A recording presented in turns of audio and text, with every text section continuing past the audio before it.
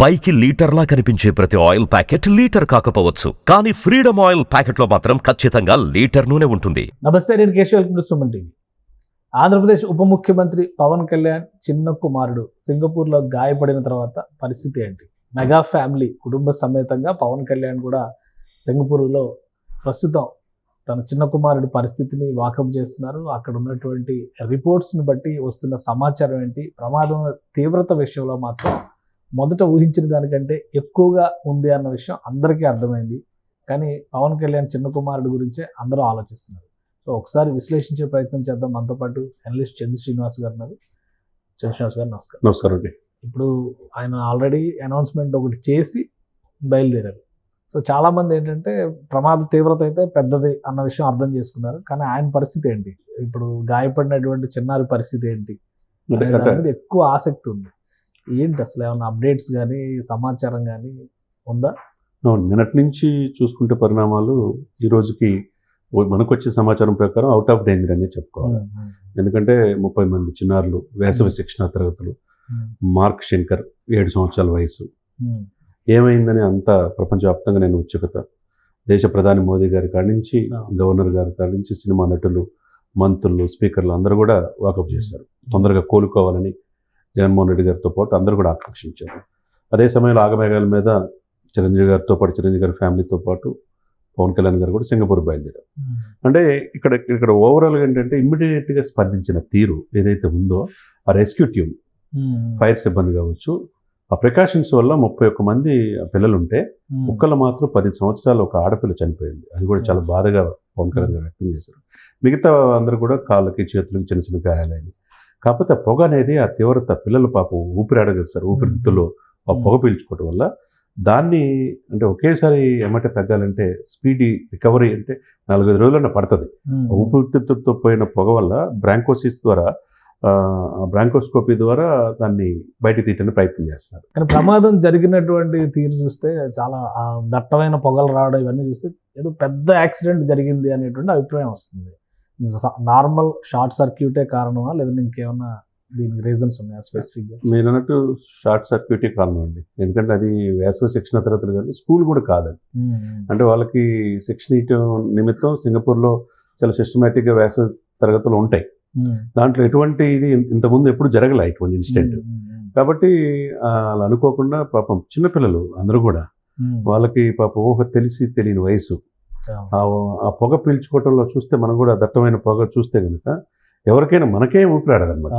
మరి ఆ పిల్లలు ఎట్ట తట్టుకుంటారో పాపం, తట్టుకొని మొత్తానికి చెప్పినట్టు బ్రాంకోస్కోపీ ద్వారా ఏదైతే ఊపిరితిత్తులోకి వెళ్ళింది బయట తీసుకురావటం, త్వరలో కోలుకేటట్టు చేసే సమర్థవంతంగా మాట్లాడుతున్నారు అంటున్నారు. నిజమేనా? మార్క్ శంకర్ తో మాట్లాడారు, మాట్లాడుతున్నారు, వెళ్ళి పర్వాలేదు అతను బాగానే ఉన్నాడు అంటే కాన్షియస్ లో వచ్చినట్టుగానే, అపస్మారక స్థితి ఏమి ఇక్కడ లేదు, కోలుకున్నట్టుగానే కనపడుతుంది. కాబట్టి అది కొద్దిగా ఆ పొగ అది తీసేయాలి కాబట్టి 3-4 రోజులు పడుతుంది. ఆ పాయింట్ ఆఫ్ వ్యూలో ప్రధానమంత్రి మోదీ గారి యొక్క ఆదేశాలకు అనుగుణంగా ఐ కమిషన్లు కూడా స్పందించడం, డాక్టర్లు పర్యవేక్షణ చేయటం, ఆ పిల్లలందరికీ కూడా క్షేమంగా బయటకు వచ్చారు. ఒక్క పాప చనిపోవడం తప్పితే మిగతా అందరికీ చిన్న చిన్న గాయాలు. ఆ గాయాలు కూడా త్వరలో, అందులో ఇండియాలో అయితే ఎండ తీవ్రత ఎక్కువ ఉంది. అక్కడ ఎట్లా ఉందో, చలి ఉన్నా ఇబ్బందే కదా మనం వాతావరణం బట్టి. తొందరగా కోలుకోవాలని మనం ఆకాంక్షించాలి. అంటే ఒకటి, ఇప్పుడు హై ప్రొఫైల్ కిడ్సే ఉన్నారు అందరూ అక్కడ. మిగతా పవన్ కళ్యాణ్ గారి వాళ్ళ అబ్బాయి గురించి తెలియగానే అందరూ అటెన్షన్ ఆ స్థాయిలో ఉండేవాళ్ళే ఉంటారు.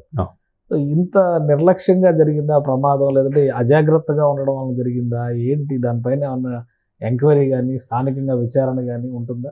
అక్కడ మంత్రి కూడా ఇమ్మీడియట్గా తక్షణం ఆదేశాలు ఇచ్చారు. ఎందుకు జరిగింది, విచారణ చేపట్టండి, ఎవరైనా దీని వెనక గనక దీనికి బాధ్యత కుట్ర కోణం ఉందని కూడా.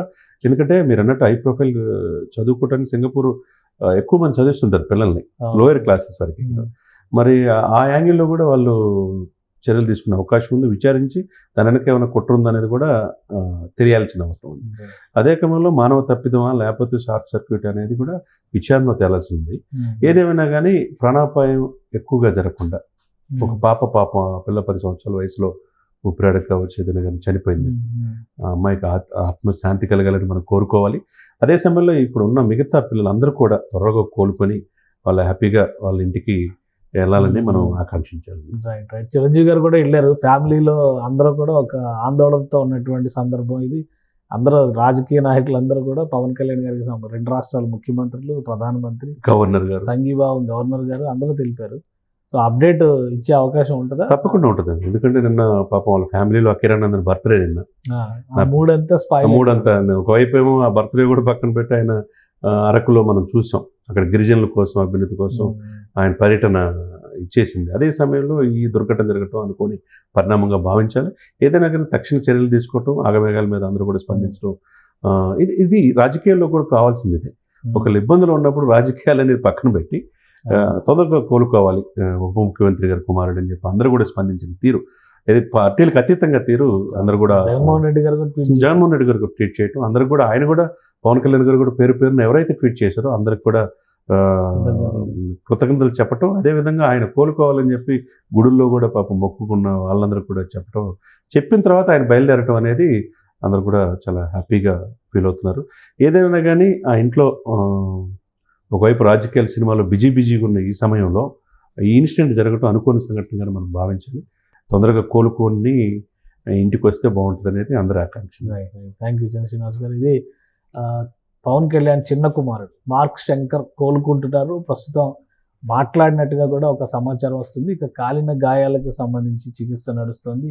మరోవైపు పొగ వలన లంగ్స్లో ఫామ్ అయినటువంటి ఫాగ్, ఈ పొగ కారణంగా ఏర్పడేటువంటి సమస్యలు దీర్ఘకాలికంగా ఆరోగ్యం పైన ప్రభావం చూపిస్తాయి అనేటువంటి అభిప్రాయాలు ఉన్నాయి. కాబట్టి మరింత జాగ్రత్త తీసుకుని చికిత్స అందిస్తున్నట్టుగా తెలుస్తుంది. సాయంత్రానికి మరిన్ని అప్డేట్స్ దీనిపైన రావచ్చని చంద్ర శ్రీనివాస్ గారు విశ్లేషిస్తున్నారు. ఇది స్పెషల్ డిస్కషన్.